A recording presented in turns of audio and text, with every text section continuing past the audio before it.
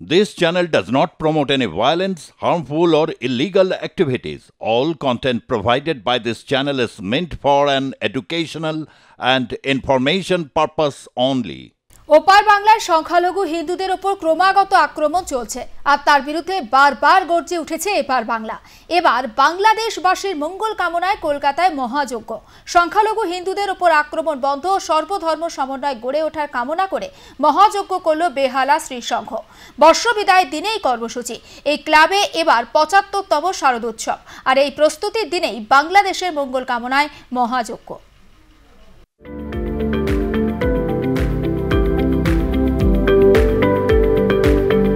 বাংলাদেশের যে উদ্ভূত পরিস্থিতি, সংখ্যালঘু হিন্দুদের উপর লাগাতার আক্রমণ, তার প্রতিবাদে বারে বারে গর্জে উঠেছে পশ্চিমবঙ্গ।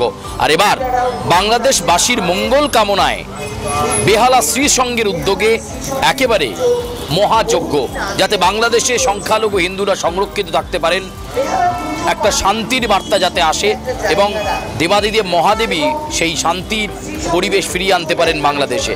এমন ভাবনাকে সামনে রেখেই শ্রীসংঘের এই অভিনব উদ্যোগ। এবং আমরা দেখতে পাচ্ছি যে সেখানকার দেশবাসী যারা, সেখানকার নাগরিক যারা, আমরা জানি যে ইসকন সহ একাধিক সংখ্যালঘু সম্প্রদায়ের মানুষজন সেখানে রয়েছেন, যারা এই মুহূর্তে অত্যন্ত ভয়ে আতঙ্কে রয়েছেন।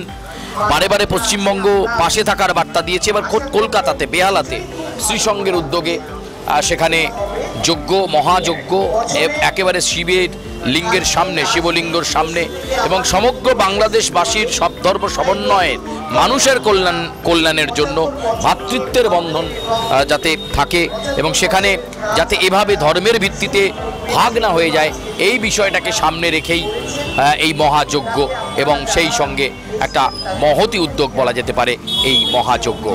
আজ বাংলাদেশে সংখ্যালঘু মানুষরা যেভাবে বিধ্বস্ত অবস্থায় রয়েছে, তাই আমরা একটা জিনিস জানি, পশ্চিমবাংলার মানুষ, যে আমাদের মাননীয় মুখ্যমন্ত্রী যে জিনিসটা বলেন যে ধর্ম যার যার কিন্তু উৎসব সবার, সে উৎসবের সূচনার দিনকে একটা জিনিসকে আমরা মনে করি যে বাংলাদেশের সংখ্যালঘু মানুষদের কথা ভেবে। আর আমাদের পশ্চিমবাংলার মুখ্যমন্ত্রী, মাননীয় মুখ্যমন্ত্রী যেটা বলেন সব সময়, যেটা আমাদের কাছে বাণীর মতো, যে উৎসবটা সবার আনন্দের, তাই উৎসবের সূচনার দিনকে আমরা এই যজ্ঞর আয়োজন করেছি যে আমাদের যে ভ্রাতৃত্বের বন্ধন আর সর্বধর্ম সমন্বয়ের মানুষের যে সম্প্রীতি, ভালোবাসা, সেই বন্ধন যেন অটুট থাকুক। আর সেইটা শান্তি কামনার্থেই আমাদের আজকেই যজ্ঞ।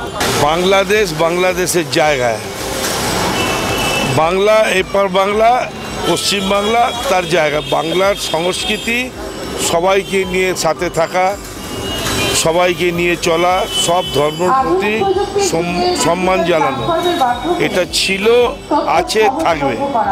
আর ওপার বাংলায় যেটা দেখা যাচ্ছে, এটা খুব শীঘ্রই মুছে যাবে। এই জিনিস থাকবে না, চলতে পারে না।